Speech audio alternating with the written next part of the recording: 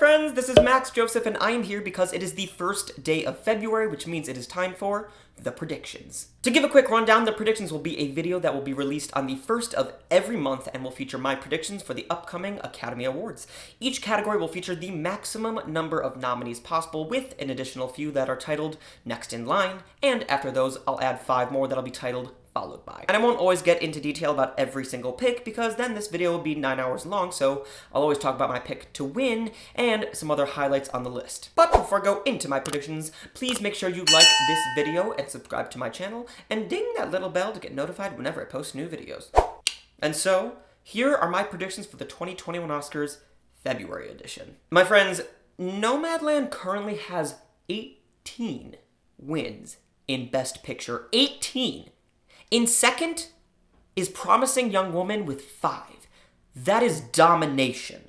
So in my opinion, until proven otherwise, you have to go with Nomadland. Now, does that mean that it's done? No, for many reasons. One of which is that this year, not one thing has gone as planned. Everything is just crazy because of the pandemic. For all we know, Nomadland just won't work for AMPAs. And not that it matters, but I have this weird feeling that Nomadland won't really work with general audiences, but as long as it works with the Academy, it doesn't really matter. But who knows? They may feel more inclined to go for something a bit more Oscar-y, like Mank, which, by the way, has definitely underperformed so far. I could also see them going for Trial of the Chicago 7. I don't think there's anything else that is seriously competing for the win here right now.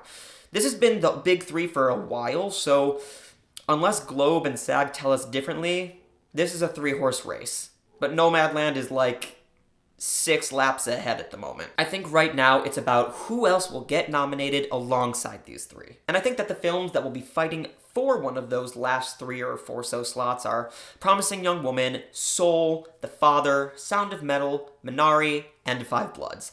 Everything else seems pretty set right now. Best Director. So last month, Chloe Zhao had 7 wins.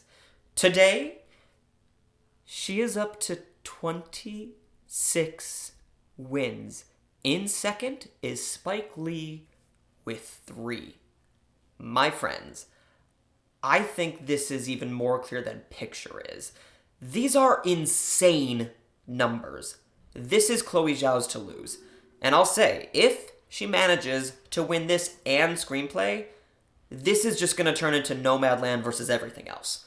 Like I'll continue to say, unless something crazy happens this week with Globe and SAG, this is Chloe Zhao until she either misses or loses one of the big ones coming up. Actress in a leading role. Now comes my favorite acting category this year, which is stacked. This one is very open and is probably the tightest of all the acting categories. Nobody is a frontrunner at the moment. I wouldn't be surprised to see any of these top 4 actors win this. Now, if you said the winner is outside of this 4, I probably have some questions for you. Not a nomination, but a win. I'll be curious to see who gets that 5th slot. I think it's either Zendaya, Andra Day, Sydney Flanagan, or Sophia Loren. But we could definitely see a surprise, but I do think the win is between the top 4. Frances McDormand and Carey Mulligan are neck and neck right now. So I think keeping them in the 3 makes a lot of sense. And I know Viola Davis only has 3 wins right now, but I think that if Netflix really commits to her, she may be able to earn herself her 2nd Oscar. My only worry is that people might think it's more of a supporting role. Actor in a leading role. This is another super tight race. And something that has been pretty shocking to me is how Anthony Hopkins has played out. He only has 2 wins compared to Riz Ahmed's 11, Chadwick Boseman's 9, and Delroy Lindo's 8. I still believe that he will get the love he deserves, but I do think he's really underperforming.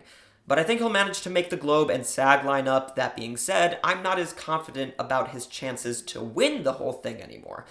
And with that in mind, Chadwick Boseman is the winner for me. After I watched Viola Davis's performance in Fences, every day for an entire year, I thought about her performance.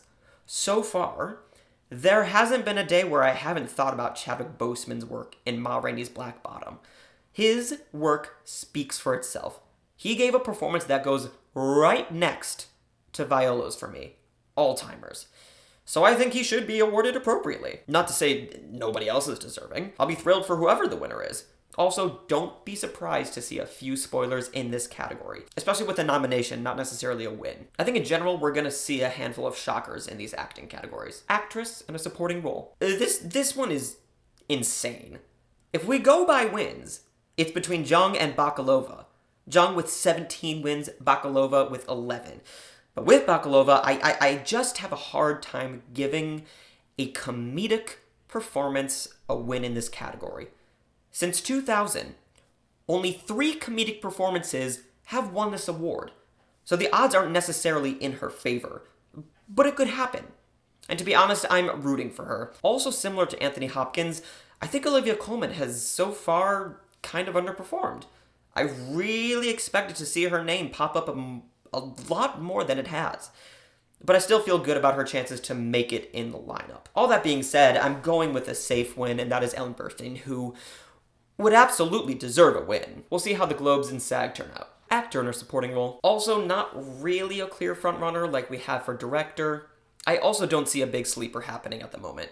Paul Raci is your leader right now with 14 wins this season, followed by Leslie Odom Jr. with 7, Sacha Baron Cohen with 5, and Chadwick Boseman with 3. Oh, and Glenn Turman with 1, which is awesome, by the way. So I think that, give or take, the winner is likely to be someone in my 5. But I think that it's gonna be Daniel Kaluuya. I think he is the leader, and I think he has the momentum, and Warner Brothers are campaigning the heck out of him.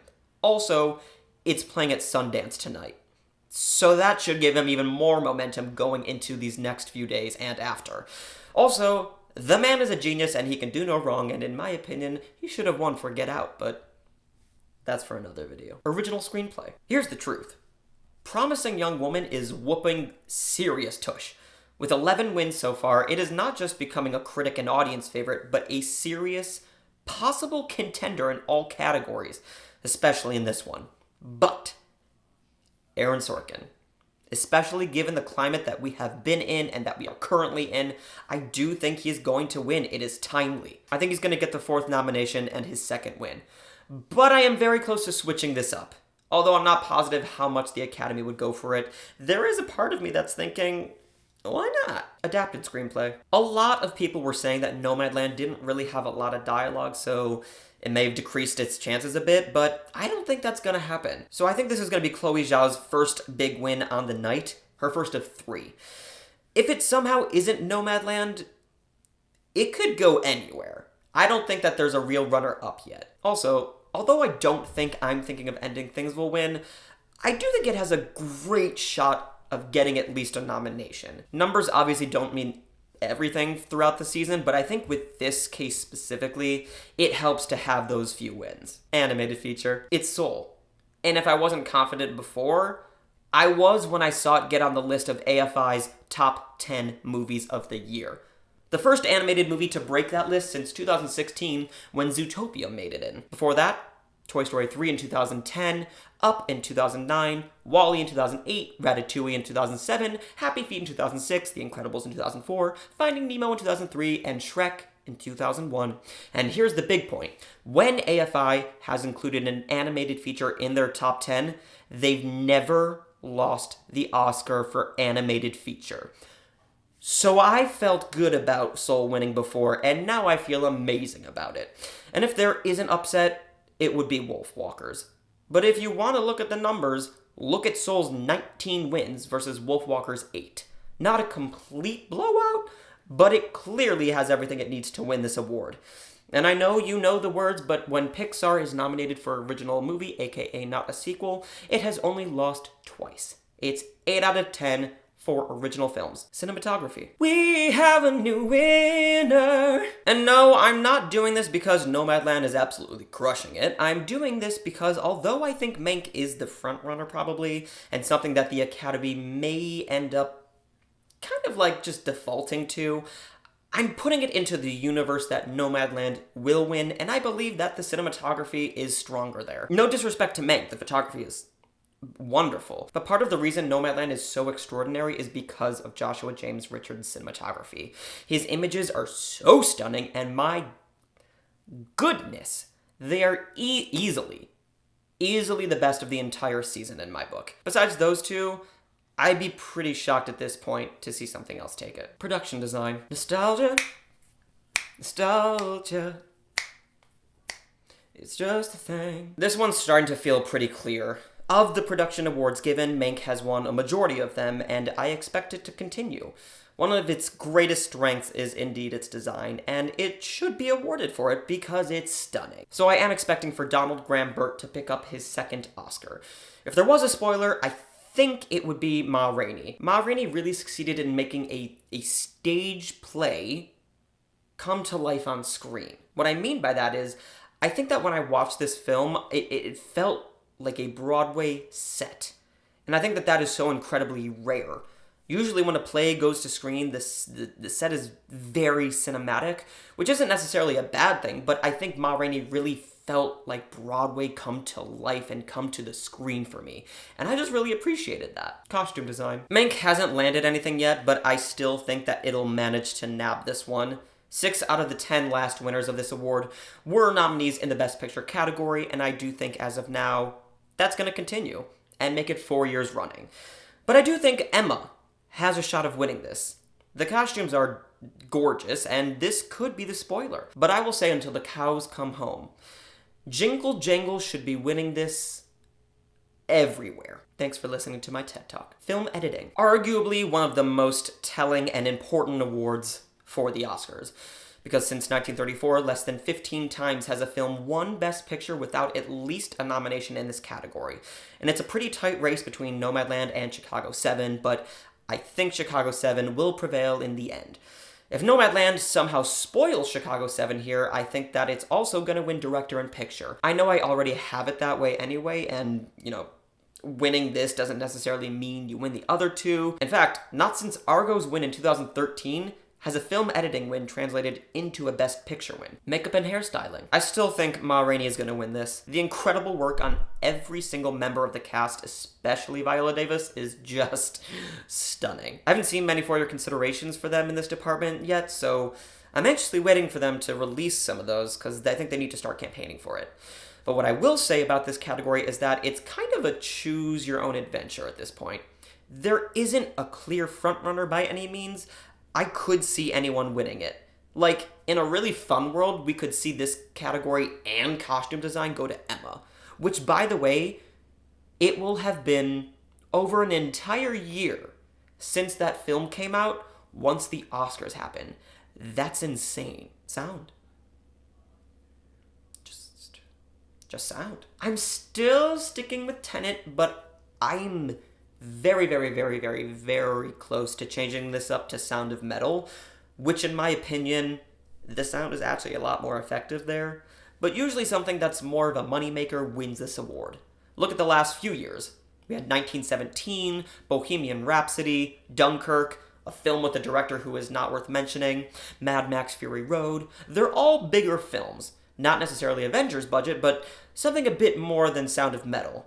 But I'm not counting it out yet. Look for it to spoil it in the end. Christopher Nolan films have either won or been nominated 8 times in the past, so I have to consider Tenet the leader until we get a bit more from CAS and some other major precursors. Visual effects. So 6 months ago, I said it's Dune versus Eternals versus Tenet. 5 months ago, I said Dune versus Eternals. 4 months ago, I said it's Dune versus everyone else. 3 months ago, I said Tenet versus Midnight Sky. 2 months ago, I said again, Tenet versus Midnight Sky. Last month, I said Tenet versus Midnight Sky, and this month, I think I can confidently say I'm not changing it again.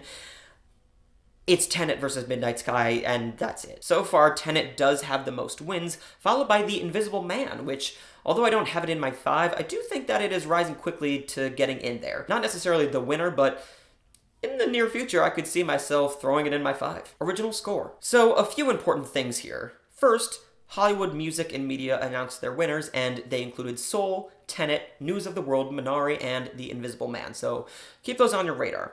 Second, there is a chance that Soul will be ineligible for original score. Because John Batiste is being considered with Trent Reznor and Atticus Ross, it breaks an Oscar rule. But the good news is that it managed to be eligible for BAFTA, so I'm hopeful it'll be good to go for the Oscars. But if it is ineligible, I think this all of a sudden becomes very open. Mostly between Mank, Tenet, Minari, and News of the World. Those feel like the 4 other nominations, maybe also Midnight Sky, but I think those are the ones who are going to be fighting for the win. But if Soul wins, it'll become the 9th animated film to win this award. Original song. It's not dominating yet, but Speak Now is doing quite well with 5 wins. Leslie Odom Jr. is pretty much bound to earn 2 nominations this year, which is really exciting for me. And I think the only song standing in his way is, of course, Diane Warren's song from The Life Ahead. Warren has 11 nominations under her belt, but hasn't won one yet. So if she happens to win this, it wouldn't be shocking in the slightest. I think it's really just between the two, but I do think it's going to be all about Leslie this year. International feature film. As you can see below, so many films have a win here, but it should start to become a little bit more clear once we get our Globe nominees. Because Minari and The Life Ahead will most likely be included in this lineup, but they won't be included in the Oscars because Minari isn't international and The Life Ahead wasn't submitted. That's 2 slots that should be interesting to see what gets filled. What will be helpful is if another round misses out. Not saying that's a good thing, because if it misses out, this race will all of a sudden turn into what will most likely be the most up in the air category of the entire season. I don't think there's going to be a frontrunner until the night of the Oscars. Documentary feature. This is a very exciting category. Time has 8 wins, Dick Johnson with 6, Collective with 4, All In with 3, Boy State with 3. So many documentaries have at least 1 win, and there isn't one doc that is just like cruising by. And keep in mind, with Dick Johnson, the last few documentaries that were considered the favorite didn't end up even making the actual 5. For some reason, the Oscars just haven't gone for the early frontrunners the last couple years, that being Apollo 11 and Won't You Be My Neighbor. Also with Senators, feels so good to say that, John Ossoff and Reverend Raphael Warnock getting those incredible and historic wins in Georgia. I think that can give a lot of momentum to All In. Those are my predictions for the 93rd Academy Awards February edition. Let me know what you have predicted in the comments. Agree? Disagree? Let me know. And so, my friends, thank you so much for watching. Please make sure to like this video, give me your thoughts in the comments, subscribe to this channel, as well as follow me on Twitter, Instagram, and Letterboxd at mjoseph492. Like my page on Facebook, which is facebook.com/MaxJosephFilmPerson. Join the Amino live chat, which is open 24/7, 365. And if you really love me, please consider being a member of the channel, where you can get member-only content, guest interviews, giveaways, and lots more. You can even give me a film to review, a 10th of the month top 10 category, a ranking, or a song to sing. And that video will be dedicated to you. Shalom, my friends.